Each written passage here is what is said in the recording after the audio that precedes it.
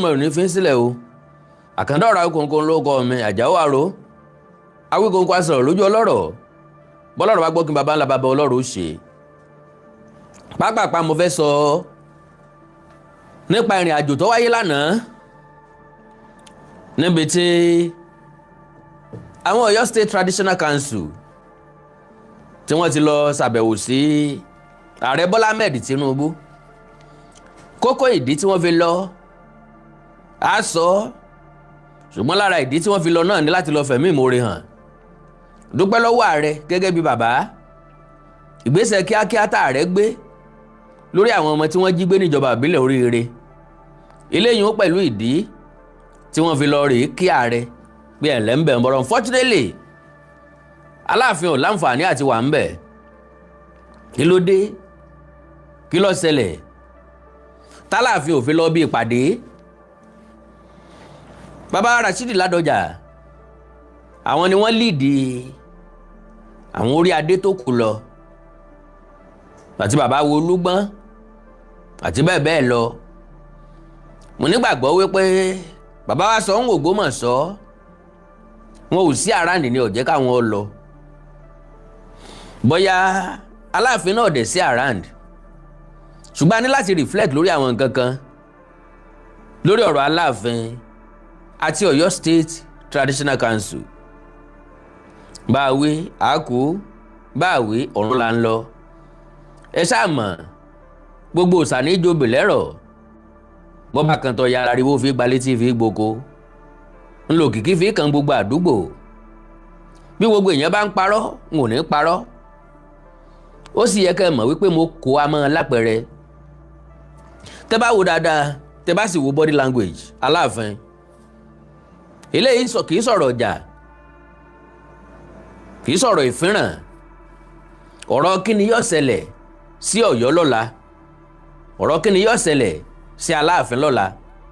ní lèmi fẹ́ sọ ẹ bá wo body language Aláàfin ò ní interest láti bá àwọn ọba kọ̀ọ̀kan ṣe ká má sọ pé gbogbo ọba ìpínlẹ̀ Ọ̀yọ́ because àwọn ọba kan ń bẹ tí wọ́n jẹ́ loyalist Aláàfin tó jẹ́ pé ibi tẹ́ bá ti rá Aláàfin ẹ rí àwọn ọba yìí ń bẹ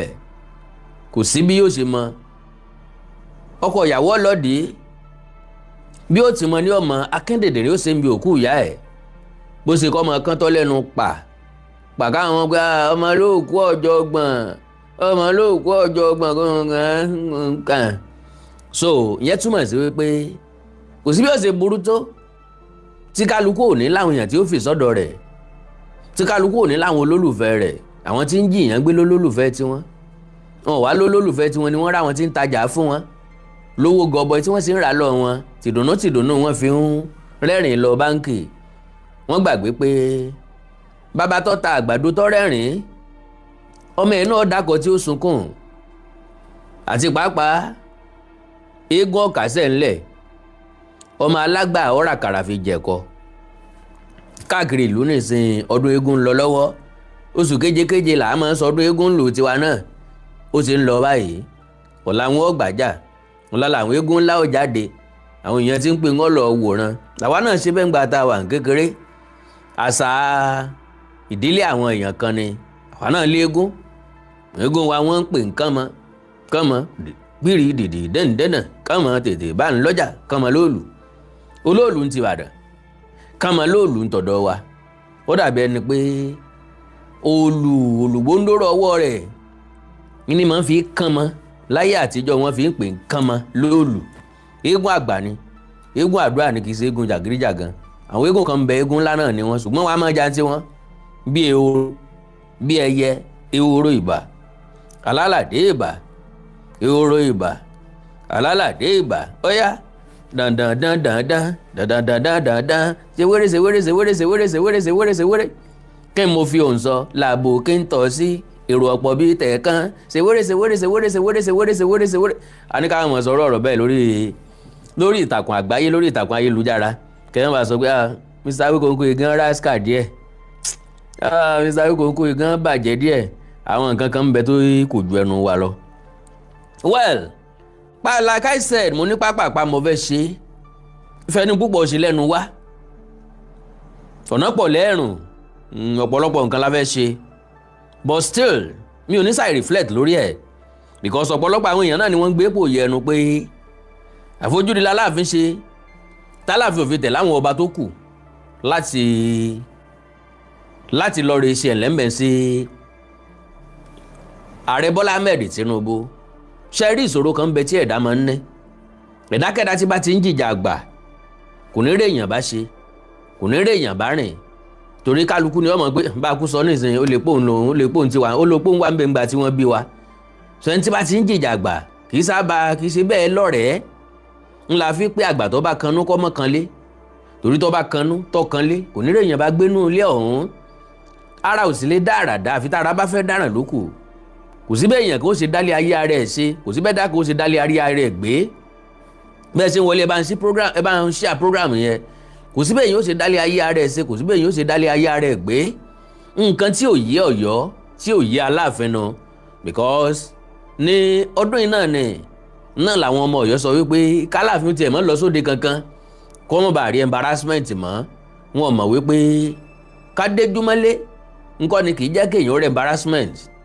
ìmọ̀ àwọn ara ẹni ni kì í jẹ́ kéèyàn rábùkù torí àbùkù níbo ń bá ti jí lójúmọ́ tó ń tọ́jú tó ń tọ́nu tó ń gbé báàgì kọ́pá ẹni tó lówó tàbí lórúkọ lòún máa ń wá káàkiri ó lóun wá ṣàkíyèsí wọn pé àwọn náà yìí dúró de òun mọ́ bá rí tó ń bọ̀ wọ́n mọ̀ sá lọ lẹ́lẹ́lẹ́ ni mọ́ bá rò níwájú wọn sáré padà sẹ́yìn mọ́ bá rò lẹ́yìn wọn mọ̀ sá hàn nífẹ̀ẹ́ jẹ́ kóun ó lé wọn bá ìkọ̀ọ̀kan nu wọn tí ò bá mojú tí ò mọ́ra tí ò bẹ̀rù ni ìmọ̀ ń kọlù òun tó mọ̀ ń padà kọlù so bu fún mi kí n bu fún ọlọ́pọ̀lọ́ kí lódò ká bọ̀wọ̀ fúnra ẹni kò dín nǹkan kan kù lára ẹni respect is reciprocal ẹni tó bá ní ọ̀wọ̀ àtàpọ́nlé fún ọmọ ẹgbẹ́ irú èèyàn bẹ́ẹ̀ máa ń pẹ́ láwùjọ irú èèyàn bẹ́ẹ̀ máa ń níyì láwùjọ irú èèyàn bẹ́ẹ̀ máa ń dán kú ni so ló fi jẹ́ wípé Bíbélì sọ wípé òun wo agbéraga lókè réré ṣùgbọ́n òun júbà onírẹ̀lẹ̀ ó túmọ̀ sí pé ẹ̀kọ́ ńlá rí kọ́ nínú Bíbélì àti nínú Kùránì gbogbo ń tó jẹ́ ìwé mímọ́ so like I said bàbá wa Adéwọ̀lú Ládọjà wọ́n líìdì àwọn ọba tó kù lọ sí ọ̀dọ̀ ààrẹ Bọ́lá Ahmed Tinubu ààrẹ tẹ́wọ́ gbà wọ́n bá wọn sọ̀rọ̀ we have our own president torí mo ti sọ tẹ́lẹ̀tẹ́lẹ̀ pé ẹni tó létí ìgbọ́ àtàyà àgbàṣe nínú àwọn tí ń díje ńgbà náà mo ní Bọ́lá Ahmed Tinubu ni yóò wà approachable yóò ṣe é súnmọ́ because Yorùbá ní ẹni tí ò ṣe é súnmọ́ yóò ṣe é rí sá so now kí ni ìfẹ́ ti àìbáwọn ṣe lọ́yọ̀ọ́ àìbáwọn ṣe ní ìpínlẹ̀ Ọ̀yọ́ Aláàfin Ọ̀yọ́ tẹ́ bá wò dáadáa lẹ́rìí pé Aláàfin ti tó tán yes irin térin ẹfọ̀n tẹ́fọ̀n ṣùgbọ́n bí tí wù kó rí ẹnìkan náà ni ó ju ẹnìkan lọ bóyá lọ́jọ́ orí bóyá nípò tá a bá ń sọ pé Ọlọ́run lọ̀gá gbogbo wa oníkẹ̀kẹ́ ọlọ́gá ọlọ́kadà lọ̀gá oníkẹ̀kẹ́ onímọ́tò lọ̀gá ọlọ́kadà típà lọ̀gá oníkà tírélà lọ̀gá típà ọkọ̀ ojú irin lọ̀gá tírélà so Ọlọ́run lọ̀gá gbogbo wa. Having said that society tá a wà ilé ayé tá a wà yìí Yorùbá ní ká dọ̀bálẹ̀ fáràrá kò pé tá a bá dìde ká mọ̀ ga jù lọ àkọ́kọ́ nìyẹn wọ́n tún wá ní bí aràrá ò bá ṣe bí wèrè àwọn ọmọdé rò wípé ẹgbẹ́ àwọn ni máa ń já kí wèrè bọ́lẹ̀ lẹ́ẹ̀kọ̀ọ̀kan láti sọ fún ẹni tá a bá jù lọ kó lè mọ̀ wípé a kì í jọ ṣe ẹgbẹ́. Having said that now mo ń sọ̀rọ̀ nípa kí ni effect tí kinní ọ̀hún máa ní sí Aláàfin àti Ọ̀yọ́ a ti sọ sẹ́yìn pé a kì í sọ pé kí ọmọdé dẹ́tẹ̀ bó bá ti lè dánú gbógbé a kì í sì sọ wípé kọ́mọdé hu eyín gangan bí ọba ti rétí òkè fi bò ó so gbogbo àrà tó bá wu kálukú ló lè dá láàyè rẹ̀ láàfin rẹ̀ ṣùgbọ́n àwọn nǹkan kan ń bẹ tí ò ṣeé dá ṣe bí èèyàn bá sì lóun ọ̀ dá ṣe wọ́n máa ń pè wọ́n ní adẹ́tẹ̀ tọ́kọ́lé tiẹ̀ sọ́tọ̀ tàbí tọ́kọ́lé tiẹ̀ sínú igbó irú ẹni bẹ́ẹ̀ wọ́n máa ń yà wọ́n sọ́tọ̀ ni wọn ò ní bá wọn dá sí nǹkan kan now tá bá wò dáadáa Ọ̀yọ́ is a town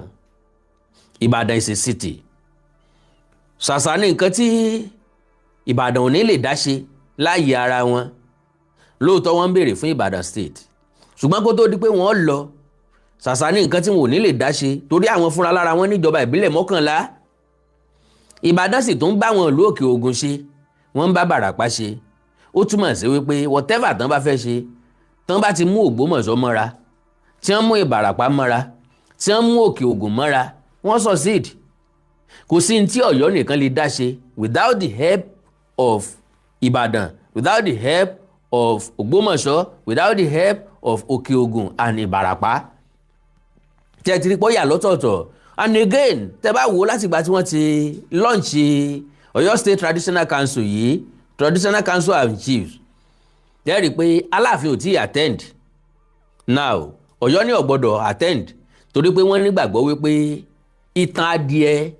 ipò Aláàfin kì í ṣe pínpín. Àwa dẹ̀ sọ fún wọn wípé ọmọjá ti kó níye tọ́wà, ejò ti kú ọkọ̀ òǹbí tàná, pé ayé ti lajú, gbogbo àwọn kọ̀máǹdì ìgbà yẹn ò wọ́ọ̀kì mọ́, kájọ kọ́mọ lùpọ̀ bọ́, kájọ great papọ̀, kájọ dàgbàsókè papọ̀, kájọ develop papọ̀, kájọ progress papọ̀ nígbésí ayé tó wà nísìn. Ṣùgbọ́n Ọ̀yọ́ ní kò rí bẹ́ẹ̀, wọ́n ní kàkà bẹ́ẹ̀ kí ọba àwọn ọmọ lọ sí ìpàdé lọ́balọ́ba. Ẹ jẹ́ kí n sáré sọ effect tó máa ní sí wọn. Àkọ́kọ́ ni wípé number 1, Ọ̀yọ́ nìkan ni ọmọ dálé ayé ara wọn ṣe. So now ńgbà tí Ọ̀yọ́ ọba lọ sípàdé, tálàfin ò lọ sípàdé lọ́balọ́ba báyìí, ńgbà tí Adéwọ̀lú Rashidi Ládọjà tó jẹ́ alága ìgbìmọ̀, bàbá ó lọ ọdún 2. Lẹ́yìn ọdún 2 tí wọ́n Ṣọ̀ún Ògbómọ̀ṣọ́ ó lọ ọdún 2 ní ó tó wá kan Aláàfin. Now tell me, Aláàfin ò lọ ní gbogbo ọdún 2 tí Ládọjà ó fi ṣèjọba. Aláàfin ò lọ ní gbogbo ọdún 2 tí Ṣọ̀ún Ògbómọ̀ṣọ́ ó fi ṣèjọba. Ó di 4 àbí? Sáláàfin ó wá jẹ alága ìgbìmọ̀, ẹ wá mọ expect Ṣọ̀ún níbẹ̀, àbẹ́ mọ expect Olúbàdàn níbẹ̀, àbẹ́ mọ expect àwọn tó jẹ́ loyalist tí wọ́n náà níbẹ̀. Àwọn náà dẹyẹ sí ni, wọ́n yọ̀ǹda ẹ̀ pé kó náà mọ dá sí pẹ̀lú àwọn olólùfẹ́ rẹ̀. Nígbà tí ìjọba bá sì tún kúrò lọ́dọ̀ rẹ̀, wọ́n tún mọ bá pàdé ìgbìmọ̀ lọ́balọ́ba lọ. Now ọ̀pọ̀ lẹ́sùn fi yagi lóko, bí wọ́n bá pọ̀ tán fira wọn ṣọ̀kan, tí wọ́n jọ tọ̀pọ̀ tó lè hó, tí wọ́n jẹ́ kírú láwọn panupọ̀ sọ́nà kan, wọ́n ó lè dìpọ̀ láti gba nǹkan kan gbòógì sípínlẹ̀ Ọ̀yọ́. Tẹ́ bá rí ńgbà tí wọ́n lọ sọ́dọ̀ gómìnà, ńgbà tí wọ́n lọ sọ́dọ̀ ààrẹ lánàá, the way bí wọ́n ṣe pọ̀ lọ, ó mú iye àtàpọ́nlé wá. President fẹ̀rín kò wọ́n lọ́nà, ó gbà wọ́n tọwọ́ tẹsẹ̀. Kárìn pọ̀ yíyẹni, kárìn àpọ̀ yíyẹni. So kí wọ́n bá lọ bẹ̀ gangan, bàbá wa Adéwọ̀lú Ládọjà wọ́n sọ̀rọ̀ ń táwọn lọ ṣe ń tó gbé àwọn lọ. So ẹ jẹ́ sáré wo. Why we visited Tinubu, Baba Ládọjà Rashidi Ládọjà has explained the rationale behind the visit of traditional rulers in Oyo State to President Bola Tinubu. The Olubadan made this known in a statement signed by his media aide, Chief Adeola Oloko. The statement was made available to àwọn oníròyìn. Now, Olubadan and other prominent traditional rulers in Oyo State visited Tinubu on Thursday. Àná wọ́n lọ. Alright, the traditional rulers in attendance, apart from the Olubadan, were the Olúgbọ̀n of Orílẹ̀ Ẹ̀gbọ́n, Bàbá Lẹ̀bẹ́bẹ́bẹ́ mọ́ Olúbàdàn tilẹ̀ Ìbàdàn, Ọba Francis Alao, the Asẹ́yìn of Ìsẹ́yìn, wọn ò gbẹ́yìn wọn lọ. Ọba Ṣẹ̀fíù Oyèbọ́lá, the Balógun of Ìbàdàn land, Ọba Tajudeen Ajíbọ́lá, and the Òsì Olúbàdàn, Ọba Abíọ́dún Kọ́ládàísí, wọ́n jọ lọ ni. Other monarchs at the meeting were the Alájàwọ̀ of Àjáàwá, Ọba Adéyẹyè Oyètúnjí, the Ààrẹ Àgọ́ of Ògbómọ̀ṣọ́, High Chief S. Ọ̀tọ̀lórìn, who represented the Ṣọ̀ún Ògbómọ̀ṣọ́ and the Onígbẹ́tì of Ìgbẹ́tì, Ọba Abíóyè Bashiru Ọlálékan. Tẹ́ bá wò dáadáa, ẹ rí wípé àwọn ọba tí wọ́n nífọwọ́sowọ́pọ̀ pẹ̀lú Olúbàdàn wọ́n pọ̀ gan. Kennedy, Olúbàdàn ti dàgbà, Olúbàdàn ti ní achievement tó pọ̀, Olúbàdàn ti ó ti ṣe nǹkan tó pọ̀ nípínlẹ̀ Ọ̀yọ́, but still bàbá yìí tún rẹra wọn lẹ̀ láti bá everybody ṣe, because anybody tó bá wà lókè táwọn èèyàn kan sì wà ńlẹ̀ kó o tó lè bá wọn ṣe, kó o tó lè kó pẹ̀lú wọn, you need to come down to their level.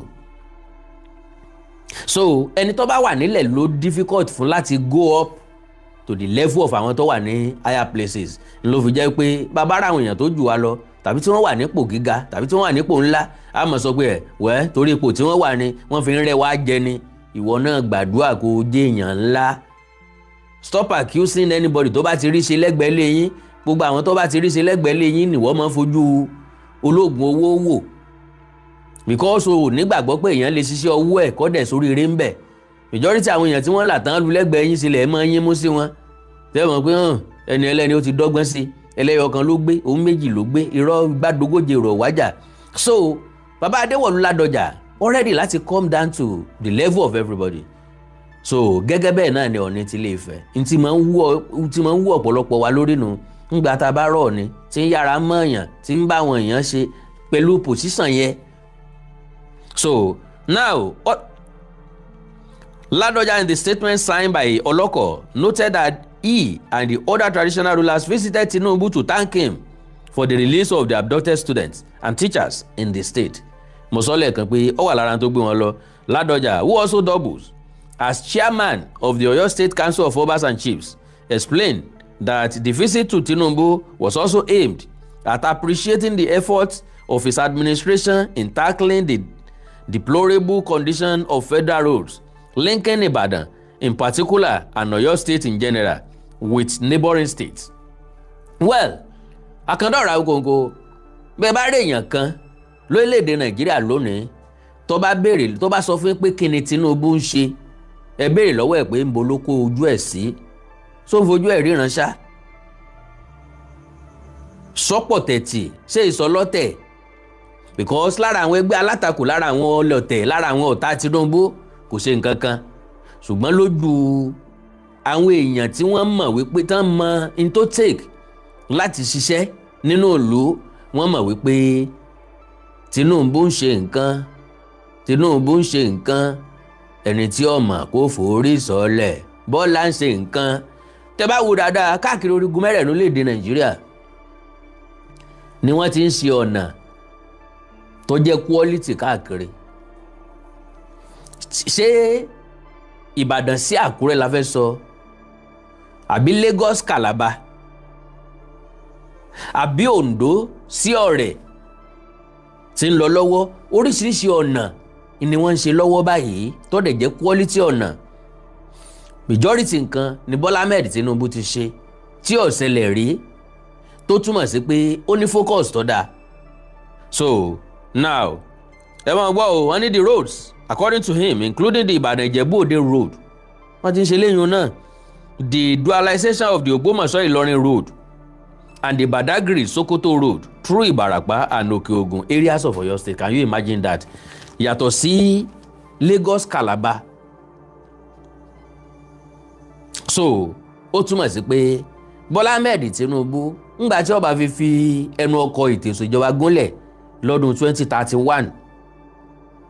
yóò ti bá orílẹ̀-èdè Nàìjíríà débi tó lápẹẹrẹ. Bàbá tó fọwọ́ ara wa dá padà fáwọn tí ó tún fà wá sẹ́yìn padà, eléyìí ó dìgbà náà ná. Alright, he said the roads when completed will open up many towns and villages along the corridor. Yes, of course. Gbogbo àwọn ìlú tó wà lójú ọ̀nà gbogbo ibi táwọn títì gbà, bóyá Lagos Abẹ́òkúta express road ní o, àwọn ìlú tó wà àbí ẹnu mi àgò Lagos Calabar road, àwọn ìlú tó wà lọ́tún lósì ojú wọn máa hàn síta. Ilé tí wọ́n pè ní Badagry Sokoto road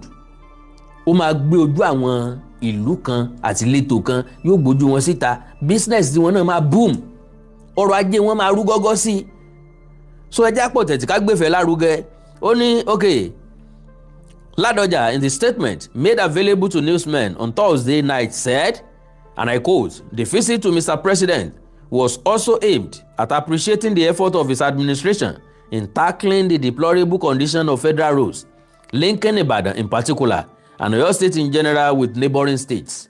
On the recent release of abducted teachers and students in Oriri from captivity, Ládọjà stated that even though they did not doubt the capacity of the Nigeria security operatives to deliver, there were fears over the possibility of the victims' recovery at some point. This is why we believe that the efforts of both President Bola Ahmed Tinubu and all stakeholders are commendable. Ọba Rashidi Ládọjà òun náà ni wọ́n sọ gbogbo eléyìí. Bẹ́ẹ̀ bá wo fídíò yẹn ẹ máa rí ààrẹ Bọ́lá Ahmed Tinubu wọ́n sọ̀rọ̀ àwọn náà commend àwọn security agents tiwa fún iṣẹ́ takuntakun tí wọ́n ṣe fún rescue ti àwọn ọmọ wa ní Ahoro Ìṣẹ̀lẹ̀. Bàbá dẹ̀ sọ wípé àwọn ọ̀mọ̀ọ́mọ̀ negotiate pẹ̀lú àwọn jàǹdùkú ni pé ní negotiate pẹ̀lú àwọn jàǹdùkú bí ìgbà téèyàn mọ̀ọ́mọ̀ ń ró wọn lágbára ni. No, àwọn ìjọba kan ti ró wọn lágbára sẹ́yìn àwọn ò fẹ́ tẹ̀lé ibi tí àwọn ìjọba tàná tẹ̀lé. So that is wọ́n break protocol. Bọ́lá Tinubu break protocol. Bí èmi náà ṣe máa ń like káwọn èèyàn ṣe nìyẹn. You have to break protocol at some point. Kì í ṣe wípé ká sọ pé I am standing on existing protocol. Ẹ gbàgbé existing protocol.